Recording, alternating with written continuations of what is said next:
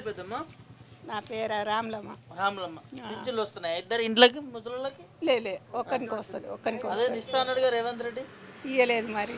ఆ, ఇస్తున్నాన్న మాట తప్పింది కదా మరి, ఆ, ఇయ్యలేదు. ఉమ్, మాకు ఉండబోతే ఇల్లు లేదు సారు, ఉమ్, అంత ఇబ్బందులు ఉన్నాము. కూలిపోతుంది. మొన్నటి దాకా అవతల పోయి ఉన్నాం కిరాయికి. ఇప్పుడు ఏది లేదు, ఆధారం పెట్టుకున్నా ఉన్నాం. నా అది ఏం చేయాలనో అర్థమైతలేదు. పింఛన్ మరి ఒకరికి ఇచ్చిన 4000 వస్తున్నాయా? ఇస్తలేడు. 2000 ఎక్కడైనా 2000, అవే 2000.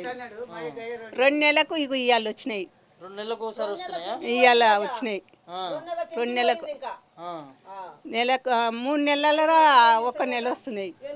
మరి ఏందో అగో అగో ఇబ్బంది పెడుతున్నట్టేనా?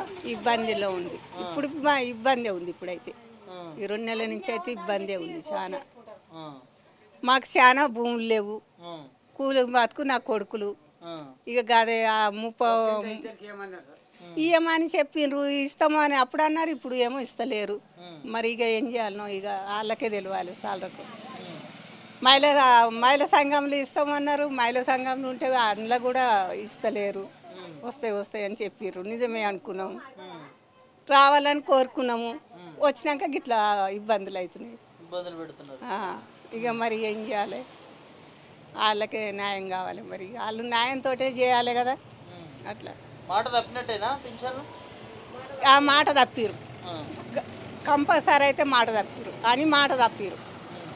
మరి తప్పుతారో మరి కోనకు నిలబెడతాడు ఆ సారిగా తెలియదు.